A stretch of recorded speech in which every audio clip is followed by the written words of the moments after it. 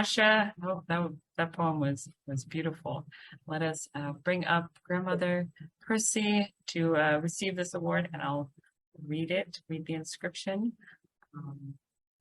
This is from Women's Federation for World Peace USA. Hereby recognizes Grandmother Percy Ami on this day, August 6th, 2022. We honor your exemplary work of serving, healing, educating, and uplifting others in the Native American community and many others throughout the world, based on your journey of overcoming unimaginable challenges. We applaud your service to your community filled with love and compassion. So with that, we honor you, we congratulate you, and the floor is yours. Please share your story. Wow. Thank you so much for this award, and much gratitude to everybody that is associated with this work. It is very, very much needed. It is very, very much in my heart. And thank you, Dr. Linda, for reading that poem. The story that goes with that poem is about my daughter, Stephanie Dawn Ami, who unfortunately passed away over 12 years ago. But before she went on her heavenly journey, she left this poem with me. And it is my purpose. I felt like this were her instructions to me before she took on her eternal life. And so my job is to always remember her words and to always make sure that I live with what she saw in me, but more so what I saw in her. And so I thank you so much for sharing that and being a part of my story. My story is about creating memories. That our life is filled with memories, and we have memories that are stored that we get through our bloodline or that we get through our own experiences. And through my bloodline of experiences that allowed me to, first of all, raise a daughter that was so incredible, so incredibly wise, so incredibly mature, but also to have the work that I do with the people that I get the opportunity to associate with. My bloodline is from the Hopi people. My bloodline is from the Native people. My bloodline shares memories of being the people that the government wanted to eliminate, the people that were not recognized as being the first people of this land. So there were many efforts made to destroy Native American people. And when that didn't work, then the next mission of the government or those powers beyond us was to fragment the people. So in my memory, I hold those fragmentations through my parents, through my grandparents, but also through my creation of my own memories.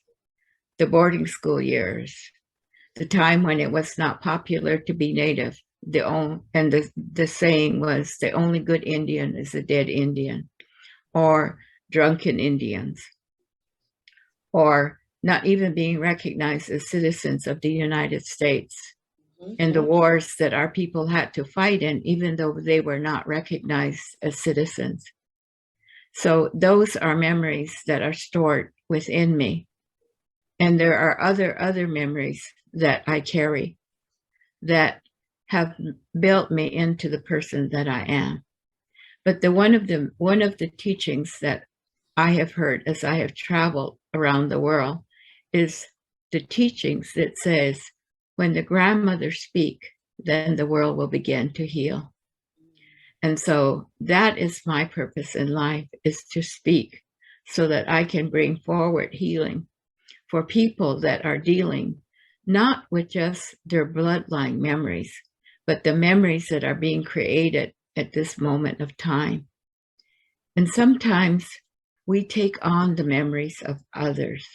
We listen to the voices of other people that want to influence and impact us, that are not our memories and that are not meant for us, that create so much dysfunction and unbalance in our world.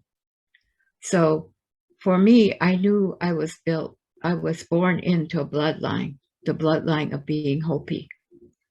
And Hopi translate to people of peace. That is who we are. That is our purpose, is to be people of peace. And I have always known that in our language, we are expected to be Hopi. And we do have protocol, we do have ceremony, we do have beliefs, we do have practices that keep us centered, but we have diverted from that. So my job is to live into what my people have created for me as being a person that builds peace. And in our language, when we are children and we misbehave, we are told, Umpaskahupi. And literally translated, that means you are not Hopi. So we are told that when we behave in a manner that is not Hopi, we're Kahupi. So there are expectations to us being Hopi.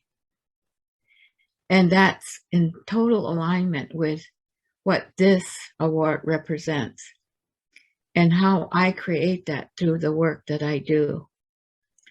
I get the opportunity to help people recognize the truth about who they are.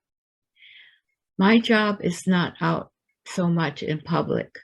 I work with people that are dealing with pain, that are dealing with addictions, that are dealing with recovery, that are dealing with suicide, that are dealing with the burdens of a society that has been lost, and helping them to recognize their own truth. And knowing that we have to not listen to what other people are telling us about ourselves, but to listen to our own eternal truth. And when we can do that, that's when we can create peace. Because that's where peace starts. It's peace in your heart, peace in your mind, peace in your soul, and then peace in your actions. And so my work is what I grew into. I wasn't always at this point in my life. And the tragic things that have happened to me were meant to give me a memory of things that I can help other people relate to and how they can get past so that they can create a life of joy and laughter and be at peace. Mm-hmm. And to me, being Hopi is what I rely on the strongest. But more so, I have a purpose in life. And for those of you that know me, you know what my purpose is. My purpose in life is to die laughing. And that's what I literally mean. The last breath I want to take is to laugh, to go out of this world in pure joy and laughter. So I have to practice that. If I get angry or upset with something that's happening in the world and I die at that moment, oh my God, I haven't achieved my goal. So I have to make sure that I surround myself with laughter and joy, because I believe that there are only two medicines in this world that we need. And one is clear, healthy water and laughter.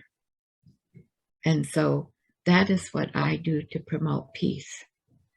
And that I'm so honored to receive this award and to recognize my efforts, that I don't have an organization. I don't have people that promote me or support me.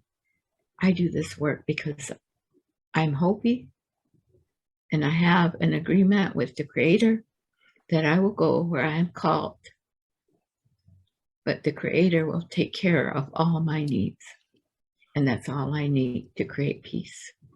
Thank you so much for this amazing award, for this amazing organization, and for the amazing people that it attracts.